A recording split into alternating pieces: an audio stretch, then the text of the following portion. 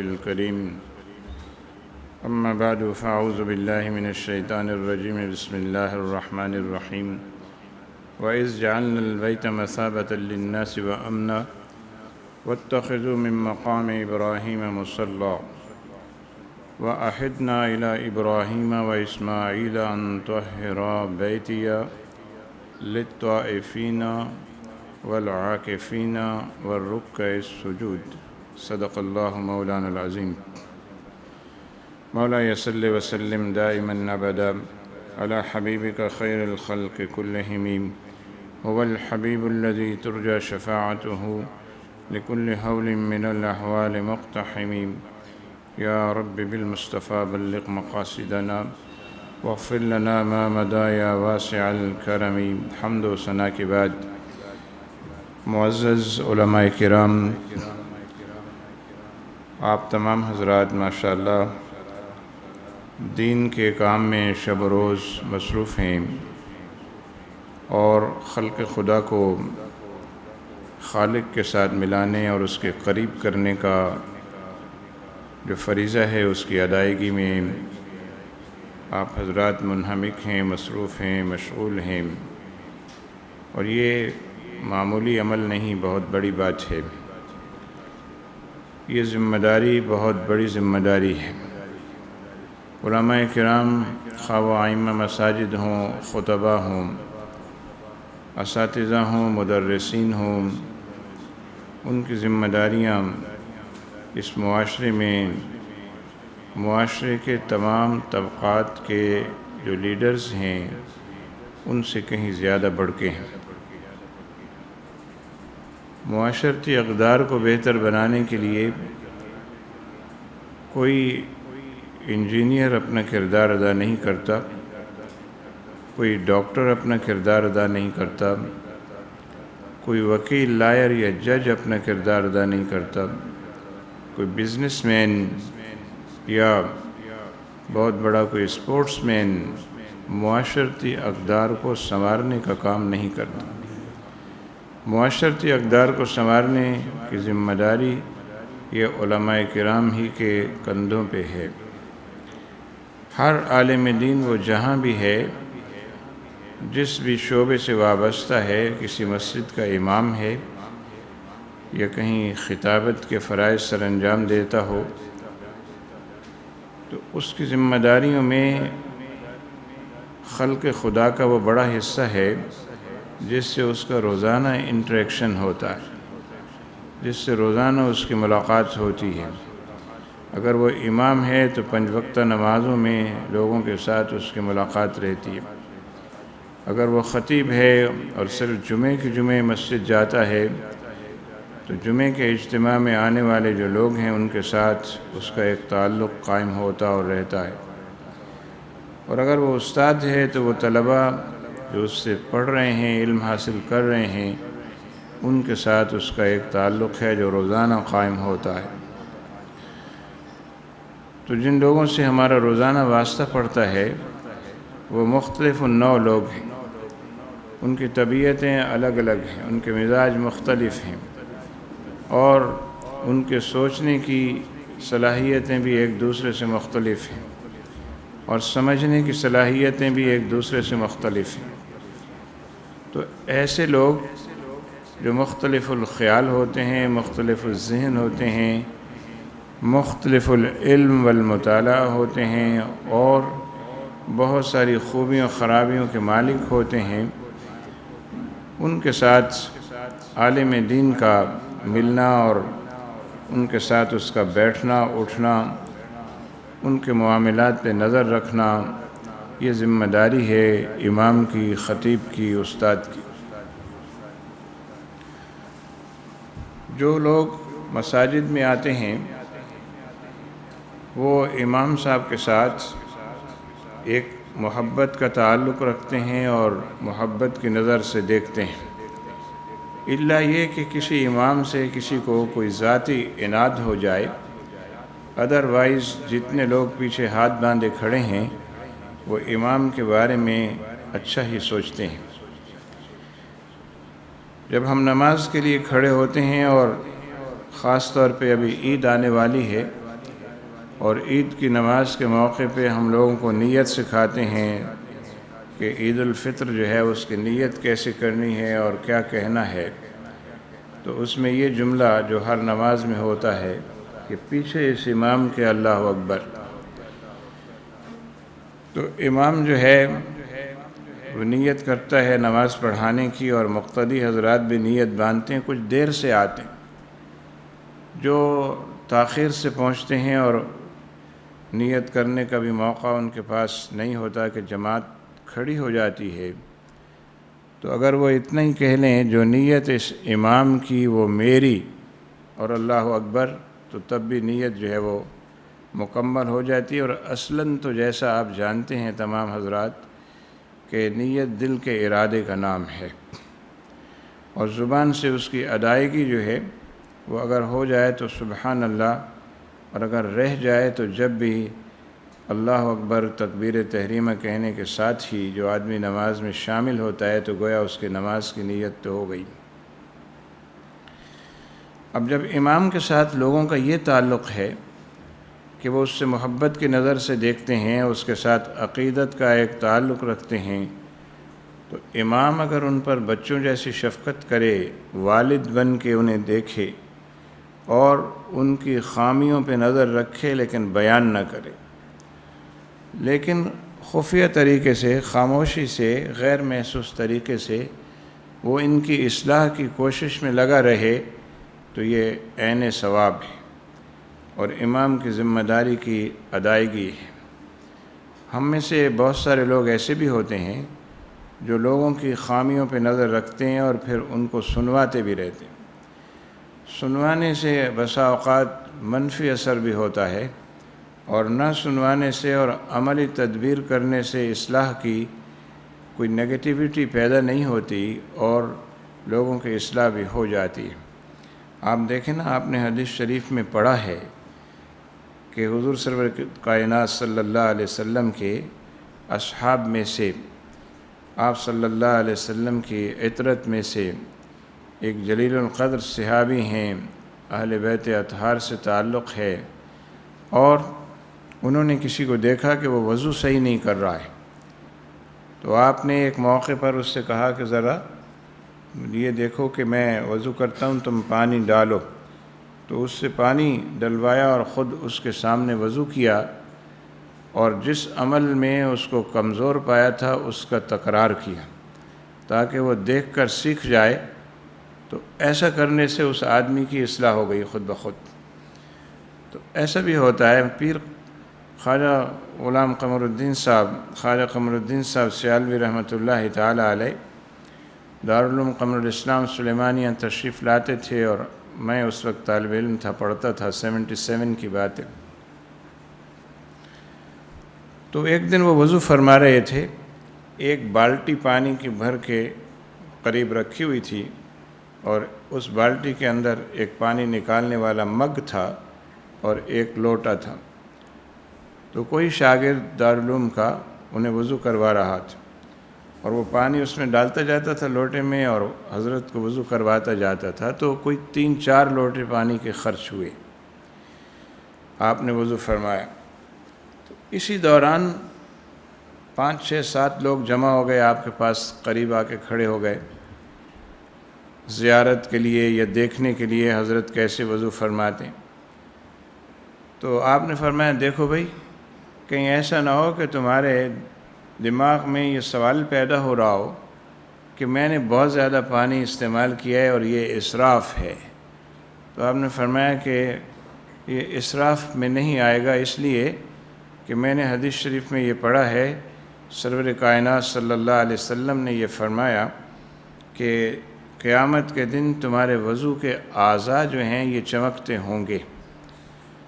تو جو آدمی اپنے وضو کے اعضاء کو جتنا زیادہ چمکانے کی کوشش کرے گا، چمکا لے، اتنے ہی زیادہ اس کے اعضاء وہاں روشن و منور ہوں گے. تو فرمایا میں بازو یہاں تک نہیں دھو رہا، یہاں تک دھو رہا، اور پاؤں میں نے جو ہے وہ ٹخنوں تک نہیں دھوئے، میں نے اوپر پنڈلی سمیت دھوئے ہیں، کیونکہ حضور کا فرمان ہے کہ وضو کے اعضاء کو جتنا زیادہ دھو لو اتنا زیادہ اچھا ہے، یہ چمکتے ہوں گے قیامت کے دن. تو فرمایا اس لیے میں نے اس پانی کے استعمال میں کچھ غلو کیا ہے تو تمہیں کہیں اسراف نہ نظر آئے۔ اب دیکھیے اصلاح کے لیے، سمجھانے کے لیے کتنا بہترین اسلوب ہے کہ دلوں میں پیدا ہونے والے گمان کا بھی ازالہ کر دیا، اور دلیل کے طور پر نبی کریم صلی اللہ علیہ وسلم کی حدیث شریف کو پیش کیا تاکہ بات جو ہے وہ سمجھنے میں آسانی بھی ہو اور دلوں میں بیٹھ بھی جائے۔ پیر کرم شاہ صاحب رحمۃ اللہ تعالی علیہ راولپنڈی میں، اسلام آباد میں ان کا مدرسہ ہے، تو میں ایک وقت ان کی خدمت میں وہاں حاضر ہوا۔ سردی کا زمانہ تھا، تو آپ وضو فرما رہے تھے، تو جب پاؤں دھونے کی باری آئی تو آپ نے ہاتھوں سے جرابوں کے اوپر مسح کر لیا، اور جو ساتھی پاس کھڑے ہوئے تھے ان سے کہا علماء کرام کیا خیال ہے، وضو ہو گیا ہے کہ نہیں؟ اب لوگ چپ ہو گئے، کسی نے کوئی جواب نہیں دیا۔ انہوں نے فرمایا بھائی میں نے پاؤں پہ مسح کیا ہے، دھوئے نہیں ہے، سردی ہے، تو بتاؤ وضو ہو گیا یا نہیں؟ تو پھر بھی لوگ خاموش رہے۔ تو لیکن مسئلہ تو سب کے ذہن میں، دماغ میں آ گیا کہ آیا کپڑے کی جرابیں جو ہیں، موزے جو ہیں، ان کے اوپر مسح ہو سکتا ہے یا نہیں ہو سکتا؟ اور یہی بات غالباً وہ سمجھانا چاہتے تھے۔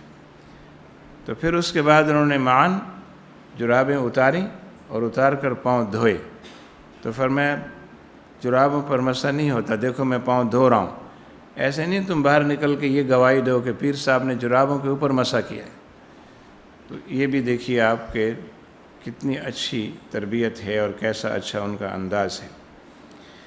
تو میں نے اور بھی کئی بزرگان دین کو دیکھا کہ وہ اپنے عمل سے، اور یہ خوبی صوفیہ کرام میں ہوتی ہے، جو صوفی عالم ہوتے ہیں ان کی نظر اصلاح پہ ہوتی ہے، اور جو خشک مولوی ہوتا ہے اس کی نظر تنقید پر ہوتی ہے۔ وہ صرف دوسرے کی غلطی خامی پکڑتا ہے اور پھر اس کو باور کراتا رہتا ہے، تم ایسے نماز پڑھتے ہو، تم یوں کھڑے ہوتے ہو، تمہارے پاؤں سیدھے نہیں ہوتے تم۔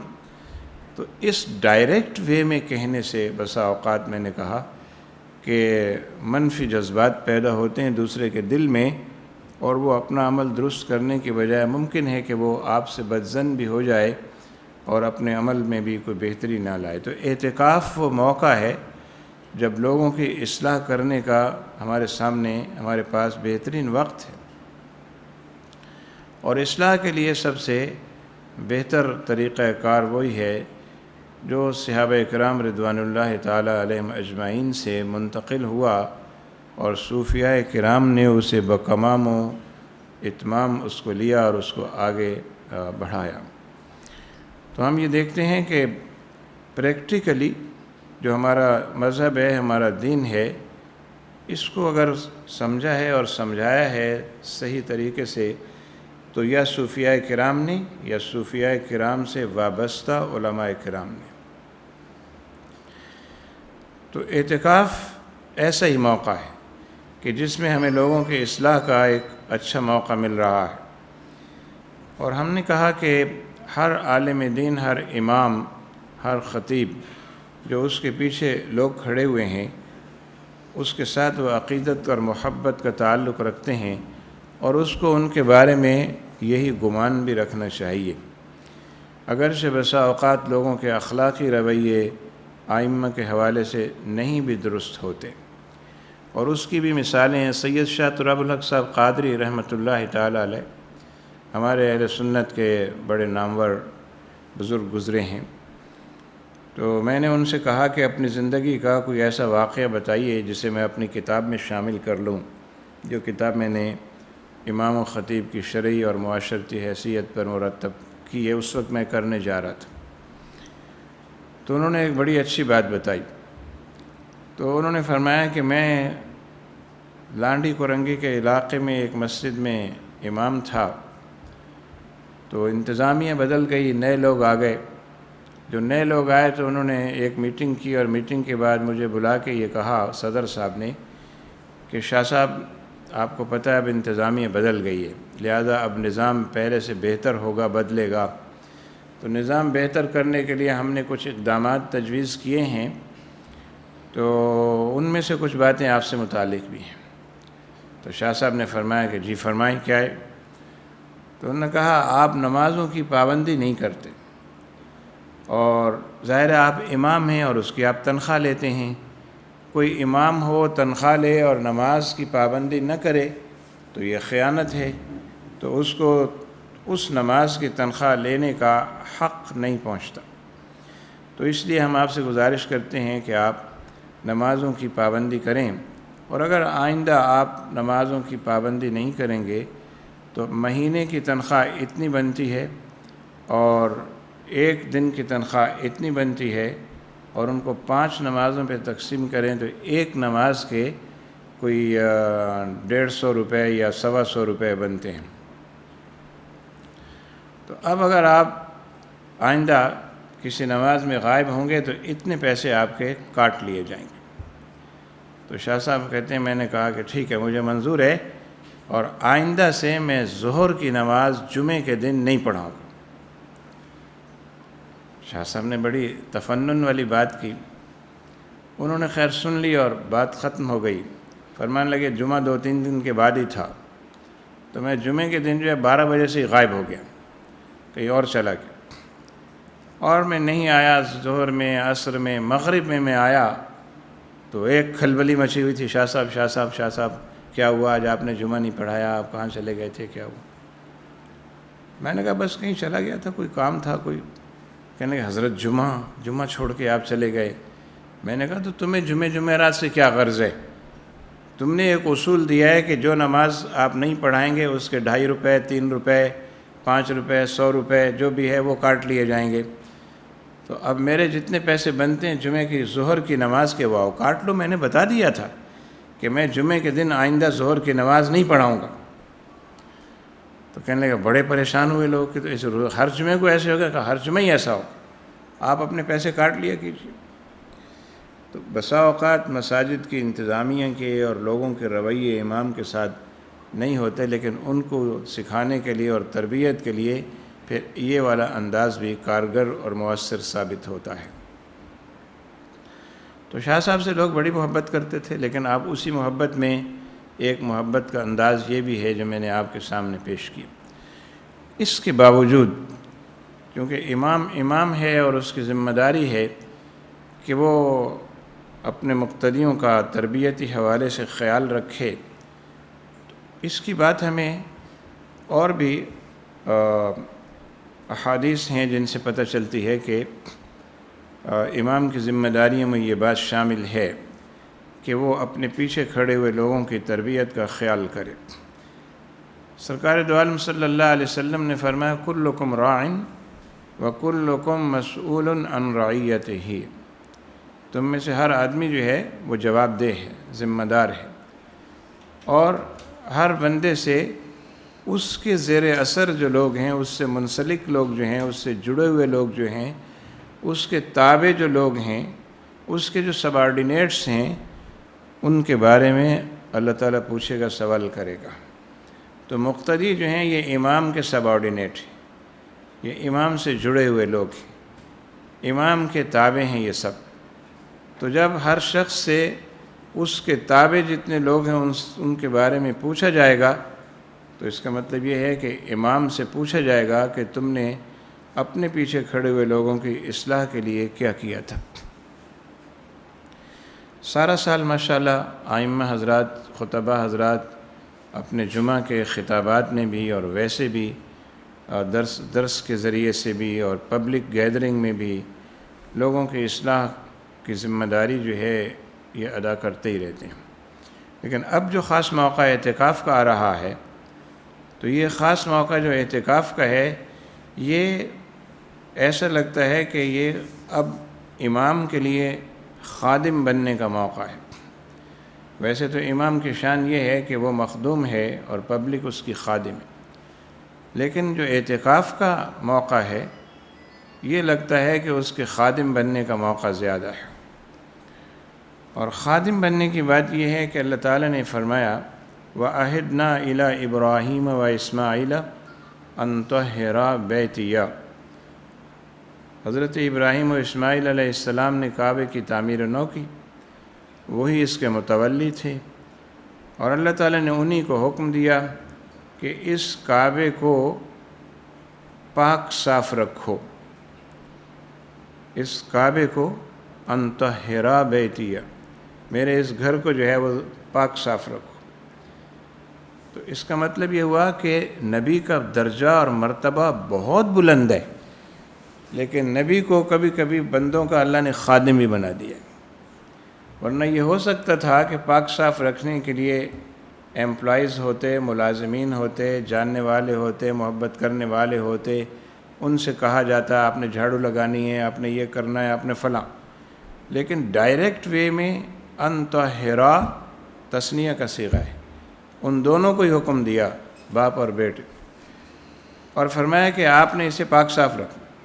اس حکم کے بعد ابراہیم و اسماعیل علیہ السلام نے اس بات کو اپنے لیے باعث فخر سمجھا کہ اللہ تعالیٰ ان سے کہہ رہے ہیں میرے گھر کو پاک صاف رکھو، تو اس کے گھر کو پاک صاف رکھنے میں انہوں نے پوری اپنی ہمت لگائے رکھی اور اسے اپنے لیے اعزاز جانا، اور کہا کس کے لیے پاک صاف رکھو؟ للطائفین، طواف کرنے والوں کے لیے، والعاکفین، اور اعتکاف کرنے والوں کے لیے، والرکع السجود، اور نماز پڑھنے والوں کے لیے۔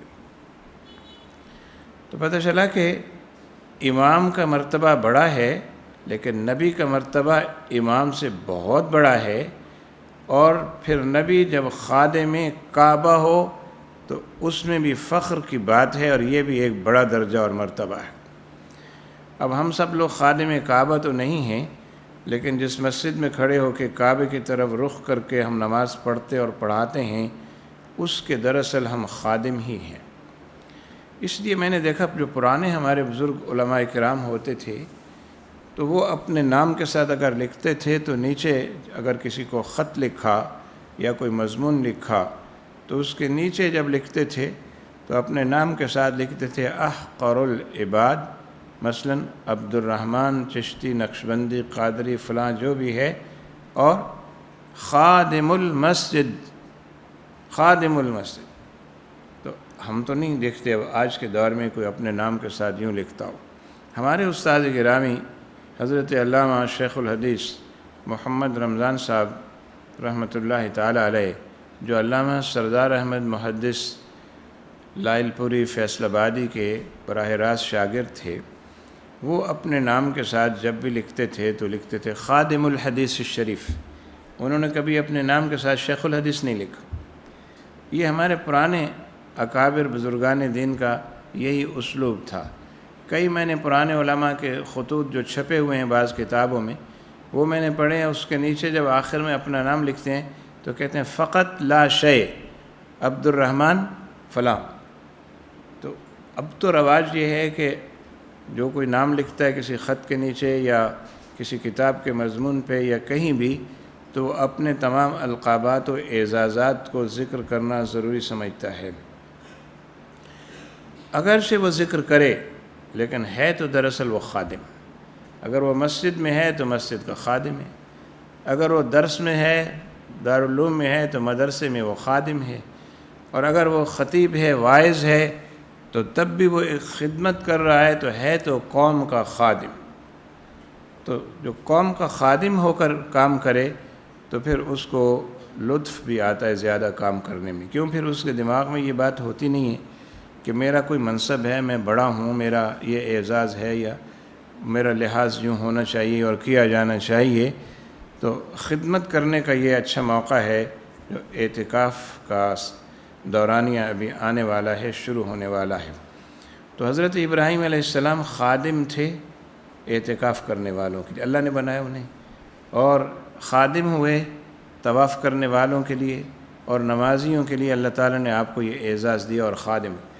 تو ابو الانبیاء اور بہت سارے اولو العزم انبیاء کے سردار اور حضور سرور کائنات صلی اللہ تعالیٰ علیہ وسلم کے جد امجد حضرت ابراہیم علیہ السلام یوں خادم تھے۔ اور سرکار دو عالم صلی اللہ علیہ وسلم کے بارے میں احادیث مبارکہ میں آپ نے پڑھا ہے کہ کسی آدمی نے مسجد میں تھوک دیا دیوار پہ، تو آپ صلی اللہ علیہ وسلم نے خود کوئی چیز لے کے اس کو تھوک کو کھرچ دیا اور اس جگہ کو صاف کر دیا۔ تو یہ ہماری تربیت کے لیے کیا کہ اگر تمہیں بھی کبھی ایسا کرنا پڑ جائے تو اسے اپنے لیے معیوب خیال نہیں کرنا، بلکہ اس میں تمہارے لیے بڑائی ہے، عزت ہے، اور پبلک کی نظر میں بھی آپ کی عزت اور دو چند ہو جاتی ہے جب وہ دیکھتے ہیں کہ امام صاحب خود صفائی کر رہے ہیں، امام صاحب جو ہیں وہ خود کھڑے ہوئے ہیں فلاں کام پہ، روزہ کھولنے کے لیے لوگ بیٹھے ہوئے ہیں، دسترخوان سجا ہوا ہے، اور امام صاحب کسی کے آگے پانی رکھ رہے ہیں۔ علامہ شاہ محمد نورانی صدیقی صاحب رحمۃ اللہ تعالیٰ علیہ کو دیکھا کہ جب ان کے ہاں دعوت ہوتی تھی، وہ کسی بھی حوالے سے ہو، تو وہ خود نہیں بیٹھتے تھے کھانا کھانے کے لیے، وہ لوگوں کے آگے پلیٹیں ہی رکھتے رہتے تھے اور انہیں کھانا ہی ڈالتے رہتے تھے۔ تو میں کہ طالب علم تھا اور اس زمانے میں جاتا تھا کبھی کسی محفل میں، جب دعوت آتی ملتی تھی، تو میں اگر خود کوشش کرتا تھا اٹھ کے کوئی چیز لے کر، نہیں آپ تشریف رکھیں، حضرت آپ تشریف رکھیں، میری عمر اس وقت کوئی 25 سال ہوگی، لیکن ان کا انداز، ان کا طریقہ کار ایسا عمدہ تھا، شاندار تھا کہ وہ خادم بن کے اپنے مہمانوں کی خدمت کرتے تھے، ان کو بٹھاتے تھے۔ تو اس سے یہ اندازہ ہوتا ہے کہ ہمارے اکابر و اسلاف نے ان لوگوں کا طریقہ اختیار کیا جو پہلے درجے میں نبی ہیں، اور ان کے بعد ان انبیاء علیہ السلام کے ساتھی ہیں، صحابہ ہیں، اور ان کے بعد صوفیاء کرام ہیں، اور بڑے بڑے قابل ذکر علماء کرام ہیں۔ تو اعتکاف میں خدمت کے جذبے سے اگر کام کیا جائے تو یہ بہت اچھا موقع ہوگا لوگوں کی بہترین انداز میں تربیت کرنے کا۔ اب یہ ہوتا ہے کہ جب اعتکاف میں لوگ آتے ہیں تو ہر کسی کے ذہن میں اپنا اپنا کوئی پروگرام اور شیڈول ہوتا ہے، اگر اس کو تھوڑا سا منظم کر لیا جائے تو یہ اور اچھا ہو جاتا ہے۔ مثلاً یہ کہ شرعاً اگر ہم دیکھیں تو کسی بھی اعتکاف کرنے والے پر کوئی پابندی نہیں ہے کہ وہ دن میں 1 مرتبہ صلاۃ التسبیح پڑھے اور 100 رکعت نفل پڑھے اور 3 پارے یا 10 پارے قرآن حکیم کی تلاوت کرے، یا کوئی تسبیح 1,00,000 مرتبہ پڑھے۔ شرعاً کوئی بندہ اس کا مکلف نہیں ہے، پابند نہیں، لیکن شریعت نے ترغیب دی ہے کہ یہ کام تم کرو، از خود کرو، ڈیوٹی کی وجہ سے نہیں۔ نماز تو ڈیوٹی کی نماز ہے نا، کہ اگر نہیں پڑھیں گے تو گناہ ہوگا، پوچھا جائے گا۔ اور جو عبادات ہوتی ہیں دیگر، جن کو ہم تطوع کہتے ہیں، تو تطوع یہ ہے کہ آپ کے اپنے دل سے یہ بات آئے کہ آج مجھے صلاۃ و تسبیح پڑھ ہی لینی چاہیے، اور آج جو ہے مجھے کچھ زیادہ عبادت کرنی چاہیے، اعتکاف میں بیٹھا ہوا ہوں۔ تو معتکف کے دل میں اگر یہ خیال خود سے پیدا ہو اور وہ اس کو اس طرح سے بجا لائے تو ظاہر ہے کہ اس کا ثواب جو ہے وہ بہت زیادہ ہے اور اجر پائے گا وہ۔ ورنہ اگر وہ کچھ نہ کرے اعتکاف میں، سوائے 5 وقت کی نماز جماعت سے ادا کرتا رہے، کھائے پیے اور سو جایا کرے، اعتکاف ہو جائے گا یا نہیں؟ اعتکاف تو ہو جائے گا اس کا۔ تو اعتکاف تو جب بھی ہو جائے گا۔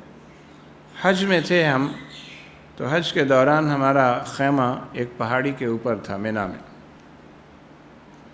تو ایک دوست تھے، وہ کراچی سے تشریف لائے ہوئے تھے، وہ ہمارے زمانہ طالب علمی کے دوست تھے۔ تو انہوں نے کہا میں نے حج آپ لوگوں کے ساتھ کرنا ہے۔ ہم جوان لڑکے تھے، 10-12، تو ہم نے اپنا ایک خیمہ چوٹی پہ لگایا ہوا تھا۔ تو کہنے لگے میں نے آپ کے ساتھ حج کرنا ہے، میں نے اپنا گروپ چھوڑ دیا۔ میں نے کہا جی بسم اللہ، ہمارے ساتھ حج کریں۔ تو ہمارے ساتھ آ گئے خیمے میں۔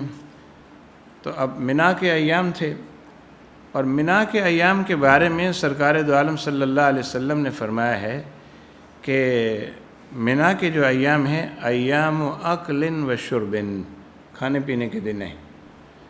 اب جناب ہم وہاں منا میں اپنے اپنے خیمے میں کوئی تسبیح پکڑے ہوا ہے، کوئی قرآن پڑھ رہا ہے، کوئی کچھ کر رہا ہے کہ بھئی حج میں ہیں تو کچھ نہ کچھ عبادت جاری رہنی چاہیے۔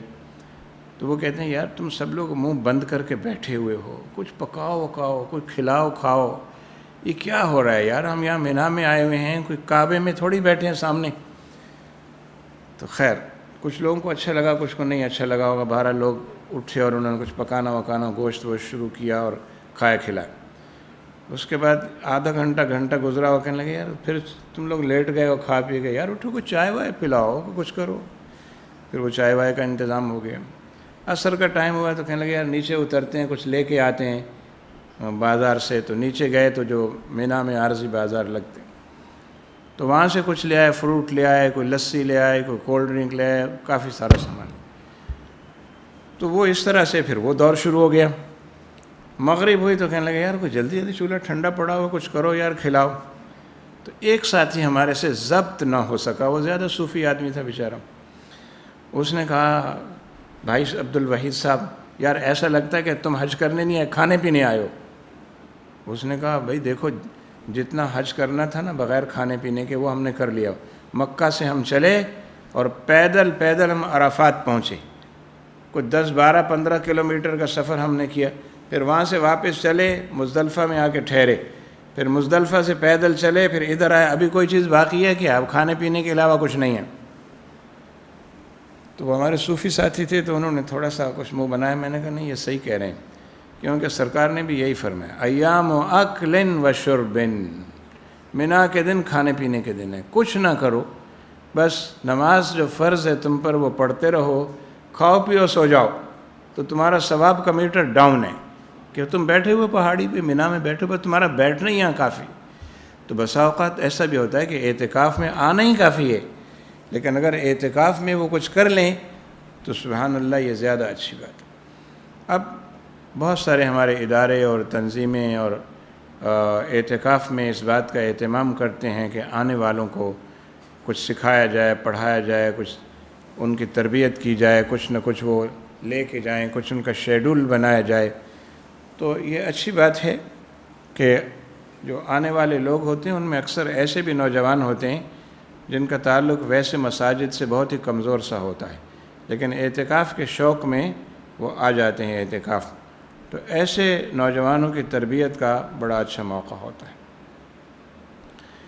تو اب اس کا کوئی شیڈول مرتب کرنا چاہیے، اور شیڈول ایسا مرتب کریں کہ جو لوگوں کے اوپر بوجھ نہ ہو، مطلب خوش دلی کے ساتھ جس کو لوگ چلتے رہیں لے کے اور کرتے رہیں، اور ان کی تربیت بھی ہوتی رہے۔ جیسے مثلاً تہجد کا وقت ہے اور عموماً اعتکاف والے تہجد کے وقت میں جاگی رہے ہوتے ہیں، تو تہجد کے وقت میں کوشش کی جائے کہ پہلے ہی دن لوگوں کو تہجد کی تربیت، کیونکہ عصر کے بعد سے لوگ آ جاتے ہیں، مغرب مسجد میں آ کے ادا کرتے ہیں، اور اس کے بعد ایک اور نماز عشاء اور تراویح کی ہوگی، اور اس کے بعد تہجد کا وقت آئے گا۔ تو اس سے پہلی نشست جو ہونی چاہیے وہ مسجد کے کچھ آداب بتائے جانے چاہیے کہ آپ مسجد میں آئے ہیں، اب آپ کو یہاں ٹھہرنا ہے، رہنا ہے، تو مسجد کے کچھ آداب ہیں جن کا خیال کیا جانا چاہیے۔ اور تو ساری باتیں جو ہے آسان ہیں اور لوگ سمجھ بھی جاتے ہیں اور کر بھی لیتے ہیں، لیکن بعض چیزیں ایسی ہوتی ہیں جن کی ان کو عادت پڑی ہوئی ہوتی ہے، تو وہ عادت چھڑانے کے لیے تھوڑی سی محنت کرنے کی ضرورت ہوتی ہے۔ مثلاً وہ مسجد میں آ گئے، لیکن اب یہ ہے کہ وہ چاہتے ہیں کہ بھائی کہیں بھی لیٹ جائیں، کہیں بھی بیٹھ جائیں، چھت پہ چلے جائیں، سیڑھیوں میں بیٹھے رہیں، تو وہ آزادی چاہتے ہیں۔ تو انسان پیدائشی طور پر چونکہ آزاد پیدا ہوا تو وہ آزاد ہی رہنا چاہتا ہے۔ یہ تو مذہب ہے جو اس کو مہذب بناتا ہے اور اس کے اوپر پابندیاں عائد کرتا ہے۔ تو پہلے دن ان کو یہ باتیں سمجھانی چاہیے کہ جب آپ مسجد میں آ گئے ہو نا، تو اس کے اب آداب یہ ہیں کہ یہ گھر نہیں ہے، مسجد ہے۔ اگرچہ یہاں سونے کی اجازت ہے، مگر اس کے لیے ہم نے جو مسجد میں وہ کپڑے لٹکائے ہوئے ہیں، پردے، وہ اس لیے لٹکائے ہوئے ہیں کہ پرائیویسی رہے۔ تو اگر آپ کو لیٹنا ہو تو آپ اپنے وہاں جو آپ کا پردہ لگا ہوا ہے تو وہاں جا کے لیٹیں، اور جہاں پردے لگانے کی گنجائش نہیں ہوتی، حرمین شریفین میں نہیں ہوتی، بڑی مساجد میں نہیں ہوتی، تو وہاں اگر پردے لٹکانے کی جگہ نہیں ہے تو کم از کم جو جگہ اپنے لیے منتخب کی ہوئی ہے اسی جگہ میں جا کے ریسٹ کیا جائے۔ یہ بات سکھانے کی ضرورت ہے تاکہ کسی ایک بندے کے ریسٹ سے دوسرے لوگ جو ہیں وہ ان ریسٹ نہ ہوں، ان کو جو ہے وہ ناگوار نہ گزرے کہ یہ بندہ کہاں ٹانگیں پھیلائے ہوئے پڑا ہے۔ اچھا، پھر لڑکوں کو باتیں کرنے کی عادت ہوتی، تو انہوں نے شہر بھر کی، محلے بھر کی ساری باتیں بھی وہیں کرنی ہوتی ہیں، اور موبائل فون کا جو رابطہ ہے ظاہر ہے اس سے بھی اعراض کرنا اور اس سے بچنا یہ بھی ذرا مشکل ہوتا ہے۔ تو کچھ اس کے بارے میں بتانا چاہیے۔ کبھی کبھی ایسا بھی ہوتا ہے کہ بعض لوگ موبائل فون لے کے رکھ لیتے ہیں مساجد میں اور کہتے ہیں کہ mobile phone is not allowed لکھا ہوا بھی ہوتا ہے۔ افریقہ کی مساجد میں بہت سارے لوگوں نے اپنے ڈسپلن میں اس بات کو رکھا ہوا ہے کہ جب آپ مسجد میں انٹر ہوں اول تو موبائل لائیں نہیں، اگر آپ لائے ہیں تو باہر ایک کاؤنٹر ہوگا گیٹ کے پاس اندر کی سائڈ میں، وہاں ان کے پاس ریک ہیں، وہ آپ سے موبائل لیتے ہیں، اس پر ایک سٹیکر چپکاتے ہیں، اس کا ایک نمبر آپ کو دیتے ہیں، اس میں لگا دیتے ہیں اور اس کو درازوں میں ڈالتے جاتے ہیں۔ جب واپس آئیں گے اپنے سٹیکر دکھائیں گے، اس نمبر کا موبائل آپ کو مل جائے گا۔ تو یہ کسی حد تک ٹھیک ہے، اور لوگ عادی ہو جائیں تو بہت ہی ٹھیک ہے، لیکن لوگ عادی نہ ہوں تو اس میں زیادہ سختی کرنے سے کبھی نوجوان جو ہے یہ سوچنے کی طرف نہ چلے جائیں کہ یار اعتکاف میں بیٹھ کے کوئی گڑبڑ غلطی ہی کر لی ہے ہم نے۔ تو اتنی زیادہ سختی بھی نہیں ہونی چاہیے ایسے نوجوانوں پہ جو اس معاشرے سے اٹھ کے آ رہے ہیں جس کے اندر شیطنت زیادہ ہے، برائی عام ہے، فتنہ بہت زیادہ ہے، فساد بہت زیادہ پھیلا ہوا ہے۔ تو ان کی ان تمام چیزوں کا خیال کرنا چاہیے۔ مثلاً دارالعلوم میں، مدرسے میں جب بچے پڑھنے کے لیے آتے ہیں اور داخلہ لیتے ہیں تو داخلہ لینے کے بعد جو ان کے ابتدائی ایام گزرتے ہیں تو عادی تو ہوتے ہیں اپنے گھر کے ماحول کے، اپنے محلے کے ماحول کے، تو اسی طرح کے کام وہ یہاں کرتے ہیں۔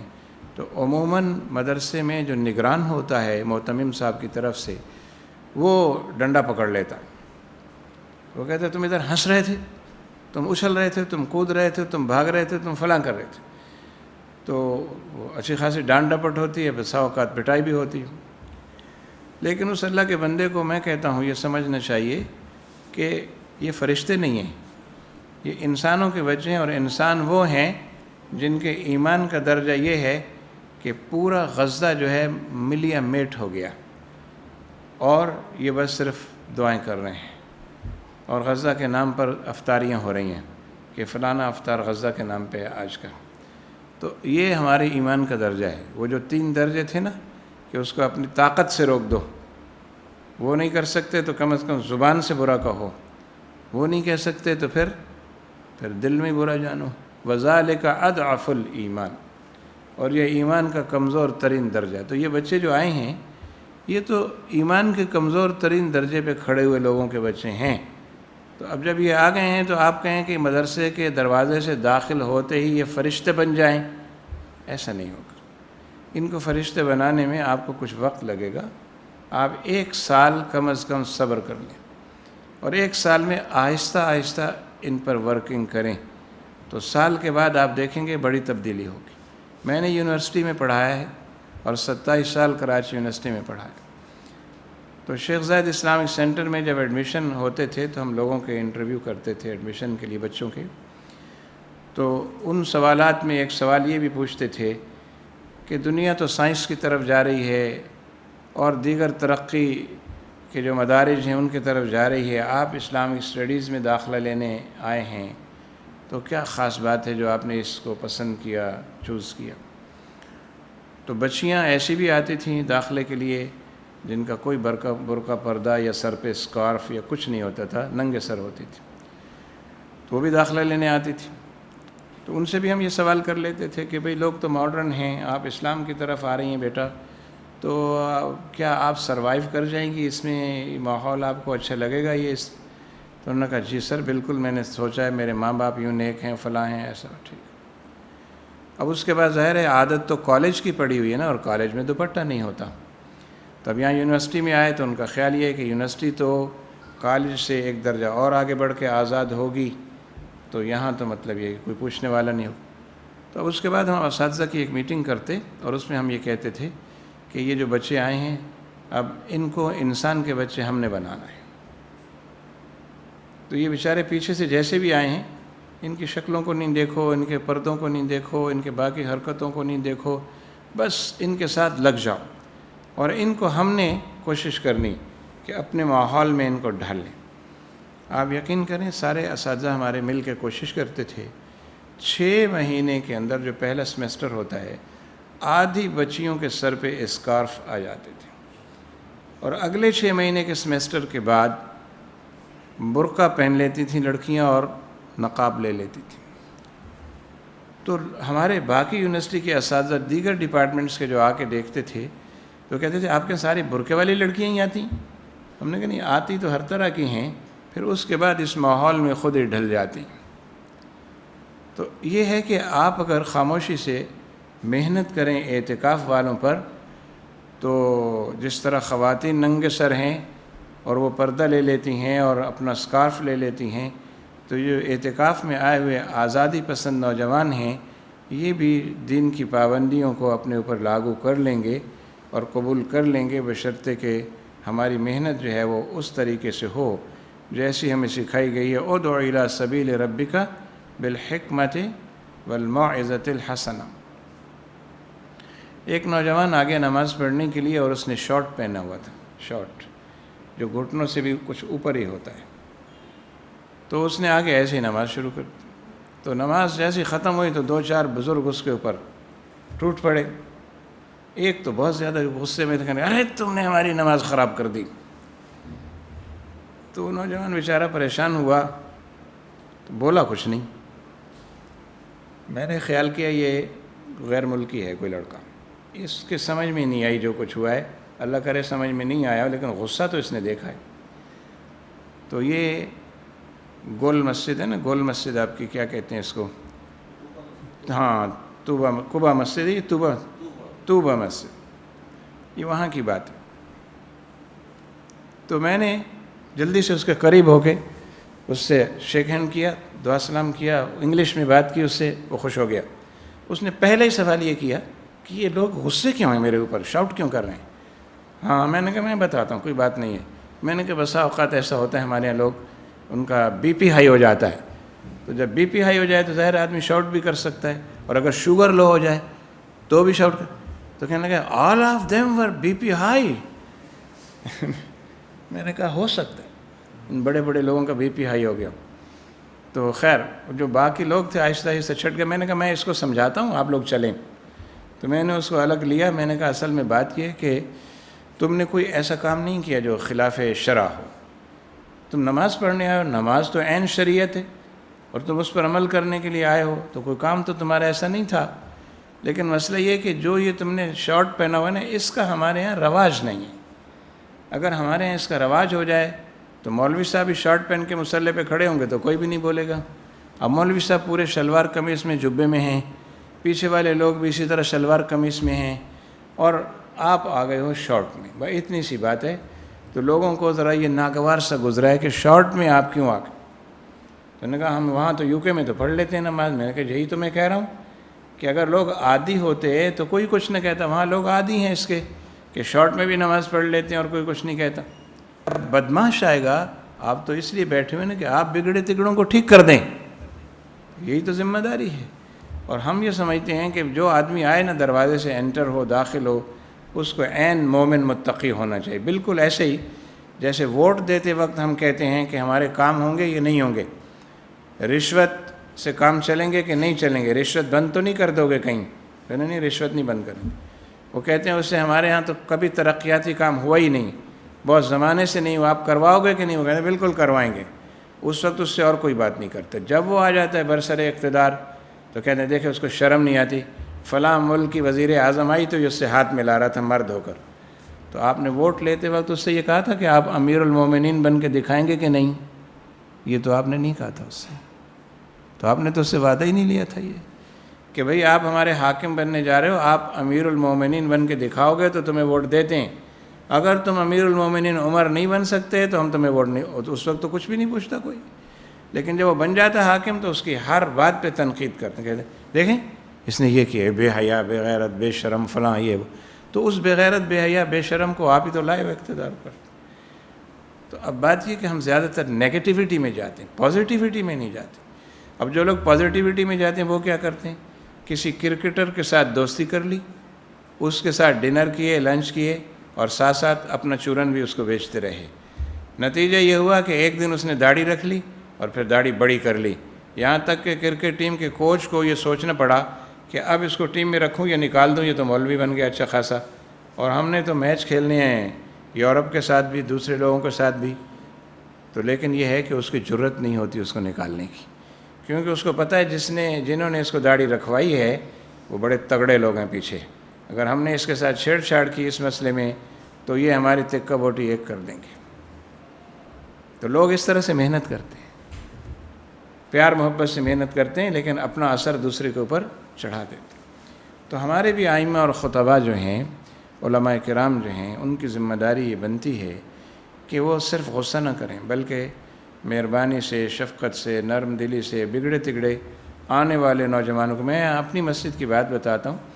ہماری مسجد میں مجھے شکایت ملی 4 روزے گزرنے کے بعد، اور بابے جتنے تھے انہوں نے شکایت کی، 8-10 نے مل کے، کہنے کے لیے ایک لڑکا ہے، نوجوان ہے، آپ نوجوانوں کی بڑی تعریف کرتے ہیں، وہ جو ہے نا وہ لیٹرین میں بیٹھ کے سگریٹ پیتا ہے، اور سگریٹ اس کو باہر سے کوئی سپلائی کرتا ہے، کیونکہ ادھر تو ہم دیکھتے رہتے ہیں سگریٹ اس کے پاس نہیں ہے، نہیں لے کے آتے، لیکن وہ واش روموں سے اس طرف جو روشن دان لگے ہوئے ہیں ہوا پاس ہونے کے، تو ادھر سے کوئی اس کو سگریٹ لا کے دیتا ہے اور وہ اندر بیٹھ کے سگریٹ پیتا ہے، تو اس کا تو اعتکاف نہیں ہے، تو اب ایسے اس کی وجہ سے دوسرے لوگ بھی خراب ہو رہے ہیں۔ تو ہمارا خیال یہ ہے کہ اس کو اعتکاف سے اٹھا ہی دیں۔ ہم نے اپنے طور پہ 2-1 مرتبہ اس کو اشارتاً کنایتاً کہا ہے، لیکن وہ کوئی خاص اثر نہیں ہوا۔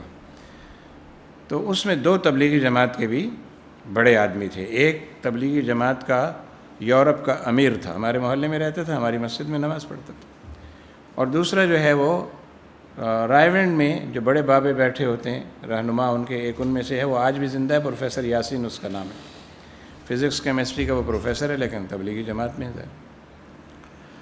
تو میں نے ان کی بات سننے کے بعد کہا، میں نے کہا واہ سبحان اللہ، پوری دنیا میں جاتے ہو لوگوں کو تبلیغ کرنے کے لیے اور آ کے واقعات سناتے ہو، وہاں گئے تھے لوگ ایسے تھے، ہم نے ایسے کر دیا، وہ یوں تھے، ہم نے یہاں کر دیا۔ ایک لڑکا تم 10 بابوں سے سنبھالا نہیں جا رہا، کیا تبلیغ ہے تمہاری؟ ایک بابا، ایک لڑکا نہیں سنبھالا جا رہا، اور اس کے لیے مل کے سفارش کر رہے ہو کہ اس کو مسجد سے نکال دو۔ یہ حل ہے؟ تم تو مسجدوں سے لڑکوں کو ڈھونڈ ڈھونڈ کے لے کے جاتے ہو تربیت کرنے کے لیے، اور یہ مسجد میں آیا ہوا ہے، اس کی تربیت نہیں کر سکتے۔ بس میری اتنی بات تھی تو سب ایک دم وہ ہو گئے، کہنے لگے اللہ اکبر، امام صاحب آپ نے تو ایسی بات کہہ دی، واقعی ہم غلطی پر ہیں، وہ نہیں ہے، ہم غلطی پر ہیں۔ میں نے کہا برداشت کرو اس کو، اور اس کے ساتھ اس کی تربیت کرو۔ ایک آدھ آدمی ایسا بھی ہوگا تو برداشت کرو، لیکن اس کی تربیت کرو، طریقے سے تربیت کرو، اس کو ناگوار بھی نہ گزرے۔ ایسا ہوتا ہے کہ اعتکاف میں آنے والے بچے جو ہیں، نوجوان، وہ چونکہ پرانے عادی ہوتے ہیں نا، اپنے معاشرے کی جو خرابیاں ہیں ان کے ساتھ ہی وہ آتے ہیں نا۔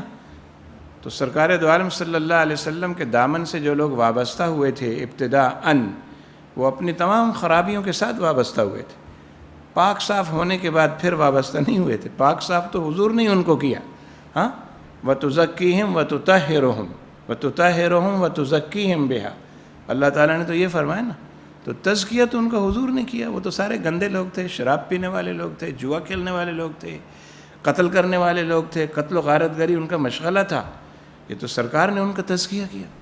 تو اگر ہم یہ سمجھیں کہ اعتکاف میں آنے والے سارے نیک ہوں، تو نیک ہوں گے نہیں، بن جائیں گے، وہ ہماری محنت سے اور کوشش سے۔ تو ہم نے کہا کہ تہجد کی ترغیب دینی چاہیے پہلی نشست میں، جس میں آپ ان کو مسجد کے آداب سکھائیں گے۔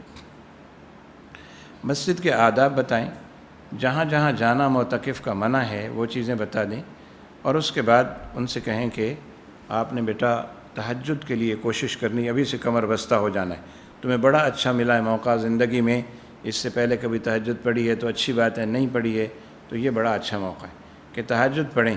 اور ضروری نہیں ہے کہ آپ 12 رکعت پڑھیں، 10 پڑھیں، 8 پڑھیں، یار 2 رکعت پڑھ لو تب بھی ٹھیک ہے۔ اب مسئلہ یہ ہے کہ اکثر ہمارے جو ائمہ حضرات ہیں وہ کہتے ہیں کہ یا تو کام پورا کریں گے یا نہیں کریں گے، یا تو کام پورا کریں گے یا نہیں کریں گے۔ اب نہیں کریں گے کا مطلب یہ ہوتا ہے کہ یا تو 8 پڑھوا کے چھوڑیں گے یا 2 بھی نہیں پڑھنے دیں گے۔ تو یہ تربیت کا اسلوب نہیں ہے، یہ حکمت اور موعظت کا تقاضا نہیں ہے۔ وہ اگر 2 بھی پڑھ لے گا، نیا نیا بندہ ہے تو عادی ہو جائے گا، اگلے دن 4 بھی پڑھ لے گا، 8 پہ پہنچ جائے گا۔ تو اس لیے ان سے یہ کہیں کہ 8 رکعت ویسے تو عموماً پڑھتے ہیں لوگ، تہجد سنت بھی ایسی ہے، لیکن چلو اگر 8 نہیں تو 2 سے شروع کر لو، اگر تمہارا جی چاہے تو 4 کر لینا۔ اور میں تمہیں بتاتا ہوں، اگر تم 2 رکعت پڑھنے کے بعد دعا کرو گے اللہ سے کہ اے اللہ میری اس عبادت میں لطف اور لذت عطا فرما دے، اور ان میری 2 رکعتوں کو قبول کر لے، یہ 8 تو نہیں ہیں، 2 ہی ہیں، تو اس کو قبول کر لے، تمہیں دیکھنا اس کے بعد 2 پڑھنے کا خود ہی جی چاہے گا، اور آپ اس کو یہ دعا سکھا دیں اور وہ دعا کرے گا تو یقینی اثر ہوگا اس کے اوپر۔ 2 پڑھنے کے بعد وہ بھی سوچے گا میں صرف 2 ہی رکعت پڑھی ہیں، کوئی بڑا کام تو نہیں کیا، تو آپ اس کو عادی بنا لیں گے اور وہ 2 سے 8 رکعت تک سفر کر کے انشاءاللہ جلدی پہنچ جائے گا۔ پھر دوسری بات یہ ہوتی ہے کہ تہجد کے بعد اب سحری کا وقت ہوتا ہے، لوگ سحری کرتے ہیں۔ سحری کے لیے بھی پہلی سحری سے ہی ان کی تربیت میں یہ بات شامل رکھنی چاہیے کہ دیکھیں اب آپ آ گئے ہیں مسجد میں، تو پہلے آپ تھے گھر میں، اب آپ نے مسجد میں تو چونکہ اپنے آپ کو وقف کر دیا ہے اللہ کی عبادت کے لیے، اور اللہ کی عبادت کے لیے باوضو ہونا بہت ہی اچھا ہوتا ہے۔ بعض نمازوں کے لیے باوضو ہونا شرط ہے، بعض عبادات کے لیے باوضو ہونا شرط تو نہیں ہے، لیکن باوضو ہونا ہے اچھا۔ آدمی کچھ نہ پڑھے صرف باوضو رہے تو اس میں بھی اس کو ثواب ملتا رہتا ہے، تو لہٰذا اب آپ مسجد میں آئے تو کوشش کرنا کہ باوضو رہو، جس وقت وضو کی حاجت پیش آئے نیا وضو کر کے آ جاؤ تاکہ تمہارا زیادہ وقت مسجد میں باوضو گزرے۔ اب ایک نسخہ ان سے کہیے، میں آپ کو باوضو رہنے کا بتاتا ہوں، کیونکہ ظاہر ہے انسان کا وضو ٹوٹتا ہے، بار بار بھی ٹوٹتا ہے، تو اگر آپ یہ چاہتے ہیں کہ آپ کا وضو کم ٹوٹے اور کم بار آپ کو وضو کرنا پڑے تو اپنی خوراک میں تھوڑی سی کمی کر دو۔ اگر تم گھر میں 3 چپاتی کھاتے ہو تو 2 کر دو، اور اگر 2 کھاتے ہو تو 1.5 کر دو، اور پھر 1.5 سے 1 کر لینا، تو جتنا کھانا کم کھاؤ گے اتنا وضو تمہارا زیادہ رہے گا۔ اسی طرح شام کو تمہاری افطاری آتی ہے، اس میں چنے بھی ہوتے ہیں، پیاز والی چیزیں بھی ہوتی ہیں، تو کچی پیاز والی چیزیں تو نہ ہی کھاؤ، کیونکہ مسجد میں کھانا اور کھا کے آنا اس سے حضور نے منع فرمایا۔ لیکن چنے ہیں تو ٹھیک ہے آپ کھائیں شوق سے، لیکن چنے کھانے سے بھی گیس پیدا ہوتی ہے اور پھر آپ کو وضو کی حاجت بار بار ہوگی، تو اس کی مقدار بھی کم کر دیں، اور اگر چھوڑ دیں تو اچھا ہے۔ تو یہ بھی آپ انہیں بتائیں اور سکھائیں گے تو انہیں سمجھ آ جائے گی بات کہ اچھا زیادہ دیر باوضو رہنے کے لیے کھانا کم کرنا ہے۔ اور اگر آپ انہیں ویسے کہیں کہ صوفی ہونے کا تقاضا یہ ہے، چونکہ تم اعتکاف میں آ گئے اور اعتکاف زہد ہے، اور زہد تو صوفی کرتے ہیں، تو صوفی ہونے کے لیے ضروری ہے کہ کم کھانا، کم سونا اور کم بولنا، تو لہٰذا یہ ہے کہ ہم تمہیں صوفی بنانا چاہتے ہیں تو لہٰذا تم روٹی ووٹی کم کر دو، تو وہ شاید اس کو زیادہ اپیل نہ کرے، لیکن یہ بات اس کو اپیل کر جائے گی کہ چونکہ مسجد میں رہنا ہے اور مسجد میں باوضو رہنا زیادہ وقت یہ افضل ہے، تو پھر باوضو رہنے کے لیے ضروری ہے کہ جن چیزوں سے وضو جاتا ہے ان میں تھوڑی کمی کر لی جائے۔ تو یہ بھی پہلی رات کے آپ کے درس میں یہ بات شامل ہونی چاہیے تربیت میں، تو بچے سمجھ جائیں گے کہ ہاں بات تو صحیح ہے کہ زیادہ کھانے سے ہی گڑبڑ واقع ہوتا۔ تو سحری میں بھی آپ تھوڑی سی کمی کروائیں، اور اسی طرح سے اچھا اب مسئلہ یہ کہ سحری میں ہم تو کہتے ہیں کمی کروائیں اعتکاف والوں کو، لیکن بعض مساجد ایسی ہوتی ہیں جہاں لوگ بڑے شوق سے سحری کروا رہے ہوتے ہیں، اور بعض لوگ اعتکاف میں بیٹھے ہی اس لیے ہوتے ہیں کہ سحری بھی مفت میں ہے اور افطاری بھی مفت میں ہے، تو جہاں سحری افطاری دونوں مفت میں ہوں تو کھلانے والے تو کہتے ہیں رج کے کھاؤ ہمیں زیادہ ثواب ملے گا، تو وہ رج کے کھلانے والوں کو بھی کچھ سمجھانے کی ضرورت ہوتی ہے کہ آپ کھلائیں لیکن ایسا رج کے نہ کھلائیں کہ ان کا وضو قائم نہ رہے، تو لہٰذا تم بھی تھوڑا یہ احتیاط رکھو، کھانے پینے میں وہ اشیاء شامل نہیں کرو جو انسان کو وضو کے حوالے سے پریشان کرتی ہیں۔ سحری کے بعد فجر کی نماز ہوئی آپ کی، اور فجر کی نماز کے بعد اگر تو آپ کے ہاں کوئی درس ہوتا ہے تو اچھی بات ہے، اور اگر درس نہیں ہوتا تو پھر اس وقت جو ہے رمضان شریف میں ایک 10 منٹ کا درس اگر کر لیا جائے تو زیادہ اچھا ہے، اور وہ درس اس کا انتخاب آپ کو خود کرنا ہے کہ ایسی احادیث مبارکہ جو اعتکاف میں ان کا اچھا اعتکاف گزارنے میں زیادہ معاون ثابت ہو سکتی ہوں۔ صوفیہ کرام کے معمولات اور اقوال اس درس میں ضرور شامل کریں کہ وہ ان کے تجربات کا نچوڑ ہوتا ہے۔ نماز فجر کے بعد پھر ترغیب دینی چاہیے کہ فجر کے بعد اب آپ کچھ دیر تلاوت کر لیں، آدھا پارہ کر لیں، 1 پاؤ کر لیں، 1 پارہ کر لیں، جتنا سہولت سے۔ دیکھیں نا اللہ تعالیٰ نے کیا فَقْرَؤْا مَا تَيَسَّرَ مِنْهُ، فَقْرَؤْا مَا، جتنا آسان ہو وہ پڑھ لو۔ تو اس لیے شیڈول میں یہ پابندی نہیں لگانی چاہیے کہ بھئی ایک پارہ لازمی پڑھنا تم. وہ اس نے کبھی قرآن پڑھا ہی نہیں گھر میں.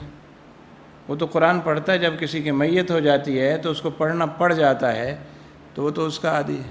تو اب وہ بیچارہ مسجد میں آ گیا، اب اس سے کہیں 1.25 پارہ روز پڑھو، تو 1.25 پارہ پڑھنے کی اس میں ہمت ہی نہیں ہے. تو اس لیے اس سے کہیں کچھ پڑھ لو جتنا تم آسانی سے پڑھ سکتے. اب یہ اعتکاف کے دن ہے، اس میں جتنا زیادہ پڑھو گے ثواب اتنا زیادہ ہوگا، لیکن کوشش کرو کہ کچھ تو پڑھ لو. ایک پاؤ ہی پڑھ لو، تمہیں ہو سکتا ہے نیند آ رہی ہو، ایک پاؤ پڑھنے کے بعد سو جانا، اور آدھا پڑھ لو گے تو اور اچھا ہے. تو اس طرح سے ان کی سہولت کے مطابق ان کو یہ باتیں سکھائی سمجھائی جانی چاہیے. پھر اس کے بعد سوتے ہیں تو سو جانے دیں، کیونکہ یہ فطری تقاضا ہے انسان کا کہ جب اس نے کھا پی لیا ہو تو پھر نیند اس پہ غلبہ کرتی ہے. تو معتکف کی تو نیند بھی ثواب ہے نا، تو اس لیے کوئی برا منانے کی ضرورت بھی نہیں ہے. ٹھیک ہے، اس نے فجر کی نماز آپ کے ساتھ پڑھ لی، درس تھا وہ سن لیا، کچھ تلاوت اس نے کر لی، اب سو جانے دیں ان کو، آرام کریں. جس وقت وہ اٹھیں گے اس وقت ان سے کہیں کہ اب آپ جو ہے وہ پڑھ لیں، بھئی صلاۃ الضحیٰ پڑھ لیں. اور اگر سورج طلوع ہو چکا ہو فجر کی نماز کے بعد تلاوت کرتے کرتے تو یہ بات بتائیں، اگر سورج طلوع ہو چکا ہو تو پھر 2 رکعت پڑھ کے سو جانا. لیکن سورج طلوع ہونے کی نوبت کم اس لیے آتی ہے کہ ہم سارا سال ہوتے ہیں حنفی، اور جب آتا ہے رمضان شریف تو ہم بن جاتے ہیں شافعی مالکی حنبلی. پھر ہم کہتے ہیں نماز کے 10 منٹ کے بعد جماعت کھڑے ہو، اذان کے 10 منٹ کے بعد یا 15 منٹ کے بعد جماعت کھڑی ہو جائے گی. سہولت دیتے ہیں ہم لوگوں کو، اچھا کرتے ہیں، کوئی حرج کی بات نہیں ہے. شافعی حنبلی بھی ہونا کسی درجے میں کوئی گناہ نہیں ہے، چاروں ائمہ برحق ہیں. اگر کسی امام کے قول پر کبھی عمل کر لیا جائے تو اس سے کوئی ہمارا دھرم بھرشٹ نہیں ہوتا. ہم مذہب پہ قائم رہتے ہیں اور ثواب پاتے ہیں کہ ہمارے نزدیک دوسروں کی بھی قدر ہے، ان کے بھی کسی نہ کسی جزیے کو ہم کبھی کبھی اپنا لیتے ہیں. تو اب چونکہ اس لیے جماعت جلدی ہوتی ہے تو وقت زیادہ ہوتا ہے سورج طلوع ہونے میں. اگر کوئی نوجوان اس وقت سو جائے تو سو جائے. اب اس کو سکھایا ہی جا سکتا ہے آہستہ آہستہ بقیہ دنوں میں کہ یہ وقت بھی بڑا قیمتی ہوتا ہے. اگر یہ وقت گزار لیا جائے تلاوت میں تو پھر اس کے بعد سورج طلوع ہونے کے بعد یہ جو وقت ہوتا ہے فلاں فلاں، اس میں جو ہے اگر 2 رکعت پڑھ کے پھر سو جائیں تو یہ زیادہ اچھی بات ہے. تو امید ہے کہ وہ سیکھتے سیکھتے سیکھ ہی جائیں گے. نماز اشراق اور چاشت کی ترغیب اس طرح سے دی جا سکتی ہے کہ جب سو کے اٹھیں تو پھر اپنا آغاز تلاوت سے کر لیں اور اپنا آغاز نماز سے کر لیں. اور نماز کیا ہے؟ ضحیٰ ہے، چاشت ہے، اور اس کے بعد پھر تلاوت ہے. اور اس کے بعد پھر ان کو یہ بھی سکھانا چاہیے کہ کبھی کبھی سرکار دو عالم صلی اللہ علیہ وسلم کوئی خاص عمل کسی خاص بندے کو بتایا کرتے تھے.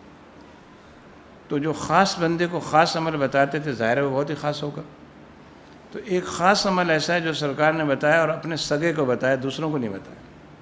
اور وہ سگے کون تھے؟ حضور کے چچا، اور وہ تھے حضرت عباس. ان کو حضور نے بتایا اور ان سے فرمایا اے چچا، اگر تجھ سے ہو سکے تو دن میں 1 مرتبہ صلاۃ التسبیح پڑھ لو. ایک دن میں 1 مرتبہ نہ ہو تو ہفتے میں 1 مرتبہ پڑھ لو. ہفتے میں نہ ہو سکے تو مہینے میں 1 دفعہ پڑھ لو. لیکن یہ پڑھو ضرور، یہ بڑے کام کی چیز ہے. اس سے سارے اگلے پچھلے گناہ معاف ہو جاتے ہیں. یہ مخصوص عبادت مخصوص آدمی کو، اپنے چچا کو حضور نے بتائی. تو اب اس کے بعد کسی نے سوال کر لیا کہ یا رسول اللہ، یہ جو آپ نے حضرت عباس کو بات بتائی ہے یہ خاص انہی کے لیے ہے یا ہم لوگ بھی کر سکتے ہیں؟ تو اذن عام ہو گیا، ہمارا بھی کام بن گیا. تو آپ اس طرح سے نوجوانوں کو یہ بات بتائیں کہ ہے نہیں ہمارے لیے صلاۃ التسبیح، کیونکہ فرض نہیں ہے نا، ہے تو خاص لوگوں کے لیے، اور خاص لوگوں میں سے بھی اخص الخواص لوگوں کے لیے ہے. تو اگر آپ یہ کام کر لو تو سمجھ لو کہ اللہ تعالیٰ کے خاص سے خاص بندے جو مقرب، آپ نے وہ کام کر لیا، ان میں شامل ہو گیا. تو کتنی بڑی بات ہے. تو اس سے اس کو ترغیب ملے گی انشاءاللہ، اور وہ صلاۃ التسبیح بھی پڑھنے کے لیے تیار ہو جائے گا. اب یہ کہ ظہر سے پہلے، زوال سے پہلے یا ظہر کے بعد ہیں، اور صلاۃ التسبیح اس وقت پڑھ سکتے ہیں. پھر اس کے بعد ہوتا ہے ان کے حلقے لگانے کا کام. اگر معتکفین زیادہ ہیں تو آپ کو اپنے معاونین کی ضرورت ہے کہ 10-10 12-12 کا ایک حلقہ ہو اور ایک آدمی اس میں بیٹھے، اور اس میں بیٹھ کے اب کریں کیا. تو ایک بات تو یہ ہوتی ہے کہ ہم اپنی آگے کی چیزیں جو ہمارے ذہن میں ہوتے ہیں وہ ان کو سکھانا چاہتے ہیں، لیکن اس سے پہلے یہ دیکھنا ہوتا ہے کہ انہوں نے سیکھا ہوا کیا ہے۔ تو ممکن ہے کہ ایک نمازی ان میں ایسا بھی ہو بیچارہ جس کو کلمے ہی یاد نہ ہو، جس کو شاید دعائے قنوت بھی یاد نہ ہو، تو جو حلقے لگائیں اس حلقوں میں پہلے دن انٹرویو کریں، اور انٹرویو یہ کہ بھی اپنا تعارف کروائیں ذرا۔ اچھا بھائی ماشاءاللہ آپ کا کیا نام ہے؟ میرا نام یہ ہے۔ اچھا ماشاءاللہ آپ نماز تو پابندی سے پڑھتے ہیں؟ جی پڑھتے ہیں۔ اچھا تو آپ جو ہے وہ نماز پوری یاد بھی کی ہوگی آپ نے تبھی پڑھتے ہیں؟ جی پڑھتے ہیں۔ کبھی کسی کو سنائی بھی ہے قاری صاحب کو؟ جی سنائی ہوئی ہے، ٹھیک ہے۔ اچھا تو یہ کہ ذرا دعائے قنوت سنا دیں، تو یہ سارے لوگ سن لیں گے، جن کو نہیں آتی ان کو بھی آ جائے گی، تو ایک سے آپ سن لیں، اگر اس کے اندر کوئی خامی ہوگی تو آپ اصلاح کر دیں گے۔ پھر دوسرے سے سننے، اچھا بھئی آپ سنا دو، انہوں نے بہت اچھی سنائی، آپ سنائیں، تو پتہ چل جائے گا آپ کو کہ آپ کے ساتھ جو لوگ بیٹھے ہوئے ہیں کس درجے کے ہیں۔ ان کو نماز بھی پوری، اندرون سن تو نماز کسی کو آتی نہیں ہے۔ میں نے اندرون سن کئی لوگوں سے پوچھا کہ تمہیں نماز آتی ہے؟ ہاں صحیح آتی۔ میں نے کہا سناؤ نماز، تو اب چپ ہو گیا۔ میں نے کہا ثنا سناؤ، اس کو پتہ ہے۔ میں نے کہا سبحانک اللہ سنا دو، نہیں پتہ۔ تو الحمدللہ بھی نہیں آتی، کہنے کا الحمدللہ رب العالمین، بس مجھے اتنا آتا ہے، اس سے آگے نہیں آتی۔ اب بتائیں آپ پکے مسلمان ہیں اور ان کو نہیں آتی نماز، تو کہتے ہی ہیں کہ آتی ہے۔ تو جب میں نے 2-3 مرتبہ کہا کہ آپ تو کہتے ہو آتی ہے، کہنے لگے نہیں وہ مجھے یوں آتی ہے کہ کھڑے ایسے ہونا ہے، ایسے کر کے ہاتھ باندھنے، پھر ایسے نیچے جھکنا ہے، پھر اس کے بعد زمین پہ لیٹ جانا ہے، اور اس کے بعد سیدھے ہو کے بیٹھ جانا ہے، یہ مجھے آتا کرنا۔ تو مطلب یہ ہے کہ اس کو حرکتیں سکھا دی ہیں کسی نے، نماز کی حرکات کیا ہیں، لیکن جو پڑھنا ہے تو اس کو نہیں پتہ۔ تو عین ممکن ہے کہ ہمارے آنے والے ساتھیوں میں کچھ ایسے بھی بچے ہوں کہ جن کے بارے میں یہ سوچا جا سکتا ہے کہ کم از کم اعتکاف کے دوران ان کی نمازیں ٹھیک کروا دی جائے۔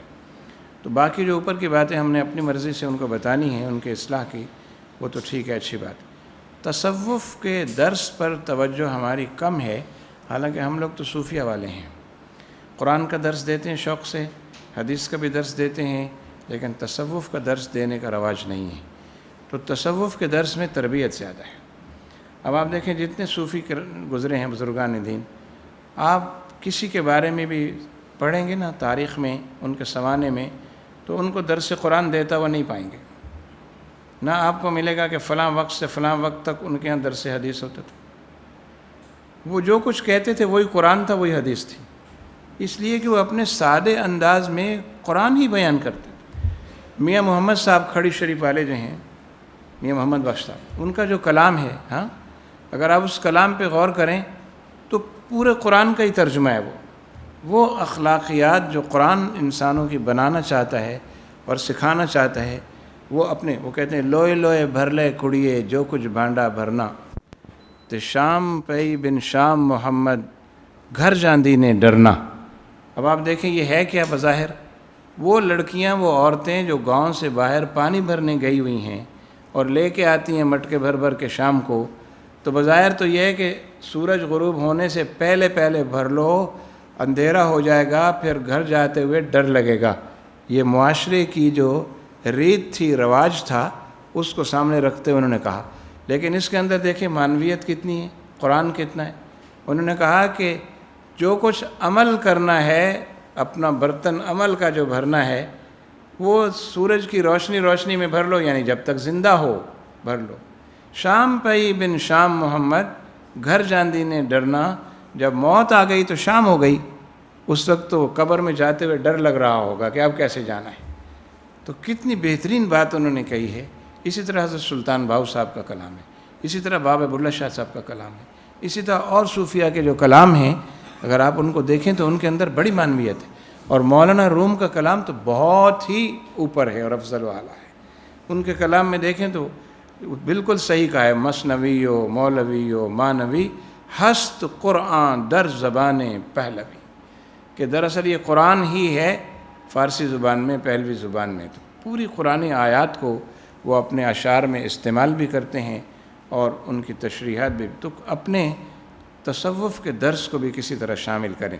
اب اس کا کیا طریقہ ہوتا ہے؟ ایک تو ہے تصوف کی اصطلاحات، وہ بڑی مشکل ہیں، اس مشکل میں اعتکاف کے نوجوانوں کو نہیں ڈالنا چاہیے، لیکن کوئی ملفوظات لے لیں، خواجہ غریب نواز کے ملفوظات لینے، حضرت سلطان الاولیاء کے ملفوظات لینے، سلطان باہو صاحب کے ملفوظات لینے، حضرت بابا بھلے شاہ صاحب کے اگر ملتے ہیں تو وہ لے لیں۔ ان لوگوں کے ملفوظات جو لوگوں نے جمع کیے ہوتے ہیں، سب سے اچھے ملفوظات حضرت شاہ نصیر الدین چراغ دہلوی کے ہیں۔ کس لیے اچھے ہیں؟ کہ ان کے ملفوظات میں کوئی نہ کوئی فقہ کی بات ضرور ہوتی ہے۔ وہ گفتگو کر رہے ہوتے ہیں اپنے لوگوں سے، مریدوں سے، سامنے بیٹھے ہوئے سے، اور پھر بیٹھے بیٹھے کہتے ہیں کہ بھئی اللہ تبارک و تعالیٰ نے جو ہمیں مکلف بنایا ہے نا نمازوں کا، جو پابند بنایا ہے ہمیں نمازوں کا، تو وہ کس لیے بنایا ہے؟ اب اس کی تشریح کریں گے، پھر کسی فقیہ کا قول پیش کر دیں گے، فلاں فقیہ نے یہ لکھا ہے، فقہا یہ فرماتے چلے آ رہے ہیں، فقہی مسئلہ یہاں پر یہ ہے۔ تو ان کے ملفوظات کو میں نے دیکھا کہ بہت ساری باتیں ان کے ہاں تربیت کی فقہی حوالے سے پائی جاتی۔ تو کوئی ملفوظات کی کتاب چاہے لے لیں، ہر روز کسی بزرگ کا ایک ملفوظ پڑھ کے سنائیں، تو اس سے بھی جو ہے لوگوں میں بڑی طلب پیدا ہوتی ہے کہ اچھا ایسے ایسے نیک کرامات ہم بیان کرتے ہیں، لیکن جو ہمارا آئی ٹی والا طبقہ ہے نا، ماڈرن طبقہ ہے نا، برگر کلاس کا طبقہ ہے نا، وہ کرامات کو نہیں مانتا۔ وہ آپ اس کو سنائیں گے تو میں نے کہا جھوٹی موٹی کہانی مولوی صاحب سنا رہے تھے، تو وہ مانتا نہیں، کیونکہ اس تک اس کی رسائی نہیں ہے، وہاں تک اس کے ذہن کی رسائی نہیں ہے۔ اگر اس کے ذہن کی رسائی وہاں تک ہو تو اس کا انکار نہ کرے۔ تو اس لیے ملفوظات سنائیں، ملفوظات میں تربیتی باتیں ہوتی ہیں، اور ایسے ملفوظات کا انتخاب کریں جس کو پڑھ کے آپ کو لگے کہ اس کے اندر تربیت کا فلاں پہلو ہے، کیونکہ آپ نے اس کی پھر تشریح کرنی ہے اور بتانا ہے کہ یہ بزرگ ہمارے دراصل یہ کہنا چاہتے تھے۔ حضرات علماء کرام، میں نے کافی باتیں آپ سے کیں اور وقت بھی 1 گھنٹے سے تقریباً اوپر ہو گیا ہے، بس میں آخری 1-2 باتیں کر کے ختم کرتا ہوں، پھر آپ سے کوئی سوالات جوابات ہوں گے تو وہ بھی کر لیں گے انشاءاللہ۔ تو ہم نے ظہر کی نماز تک کی بات کی کہ اس کے بعد یا اس سے پہلے صلاۃ التسبیح جو ہے اگر اس کی ترغیب ہو تو وہ لوگ پڑھ سکتے ہیں۔ ہمارے ہاں صلاۃ التسبیح باجماعت پڑھانے کا رواج ہے مساجد میں۔ اچھا، اب جو عبادات تنہائی میں کرنے کی ہیں، الگ کرنے کی ہیں اور اکیلے کے کرنے کی ہیں، ان کو ہم نے اجتماعی کیوں بنایا؟ مثلا یہ جو اعتکاف ہے یہ بھی تنہائی میں کرنے کا کام ہے، کہ مسجد میں ایک کونے میں آدمی بیٹھا ہو اللہ اللہ کر رہا ہو، کوئی اس کے ساتھ چھیڑ چھاڑ نہ کرے، بات چیت نہ کرے، نہ یہ یعنی خلوت ہے۔ اعتکاف دراصل کیا ہے؟ خلوت ہے۔ لیکن ہمارے بہت سارے اعتکاف خلوت کی بجائے جلوت بنتے چلے جا رہے ہیں، تو اس کی بھی ریزنز ہیں، وجوہات۔ اسی طرح سے یہ صلاۃ التسبیح کی نماز یہ بھی خلوت ہے، اللہ تعالیٰ کے ساتھ الگ کھڑا ہوا بندہ پڑھ رہا ہے، لیکن اس کو باجماعت کیا ہے، ہمارے بعض علماء نے اس کی اجازت دے دی ہے، تو اس کو جلوت میں کیوں لے کے آئیں؟ اس کی وجہ یہ ہے کہ ویسے تو پتہ نہیں کوئی پڑھے گا یا نہیں، تو چلو جماعت کے بہانے کچھ نہ کچھ پڑھ ہی لے گا۔ ہے اس میں کراہت، لیکن جواز اس لیے ہے کہ ویسے لوگ عمل میں کمزور ہوتے ہیں، چلیں آپ جماعت کا اہتمام کریں گے، لیکن اس میں ایک احتیاط مفتی محمد رفیق الحسنی صاحب نے اپنی کتاب میں بہت اچھے طریقے سے تربیتی انداز میں لکھی۔ انہوں نے یہ لکھا ہے کہ تداعی جو ہے وہ منع ہے، اور تداعی یہ ہوتی ہے کہ آپ لوگوں میں اعلان کریں کہ جناب صلاۃ التسبیح ہوگی، اتنے بجے ہوگی، تمام حضرات شرکت فرمائیں، ثواب دارین حاصل کریں، یہ تداعی ہے۔ تو کسی بھی نفلی عمل کے لیے تداعی جو ہے وہ کہتے ہیں یہ جائز نہیں ہے، اس لیے اس کا اعلان عام نہیں ہونا چاہیے۔ بس ویسے دوستوں میں ذکر کر دیا کہ بھئی رات کو ذرا صلاۃ التسبیح پڑھیں گے، آپ نے دوسرے سے کر دیا، اس نے اگلے سے کر دیا، بجائے اس کے کہ پین فلیکس لگایا جائے، بینر لگایا جائے، میڈیا پہ چلایا جائے، تو اس طرح ایک دوسرے کو اگر بتا دیا تو اس میں کوئی حرج کی بات نہیں ہے۔ لیکن وہ جو اعلان والی تداعی ہے اس کی وجہ سے پھر اگر صلاۃ التسبیح باجماعت پڑھتے ہیں تو پھر اس کی کراہت زیادہ ہوتی ہے۔ ادروائز جماعت سے صلاۃ التسبیح اسی لیے علماء نے اس کو جائز کیا کہ کچھ نہیں کرتے تو چلے کچھ تو کریں گے، پیچھے کھڑے رہیں گے، لیکن آپ جب لوگوں کو ترغیب دیں تو فرسٹ پوائنٹ آپ کا یہ ہونا چاہیے کہ الگ پڑھیں، اس کے عادی بنیں۔ اگر جماعت کے عادی بنائیں گے تو پھر وہ انتظار کریں گے آئندہ مسجد میں کب جماعت ہوگی صلاۃ التسبیح کی، اب وہ ہوگی بڑی رات کو، پھر اگلے سال بڑی رات کو، تو وہ گھر میں تو کبھی پڑھے گا ہی نہیں۔ اگر آپ نے اس کو عادی بنا دیا تنہا پڑھنے کا تو وہ اپنے گھر میں بھی کبھی کبھی صلاۃ التسبیح کا اہتمام کرتا رہے گا۔ تو جواز کی صورت چونکہ ہے تو اس لیے جماعت والی جو ہے اس سے ممانعت نہیں ہے، کر سکتے۔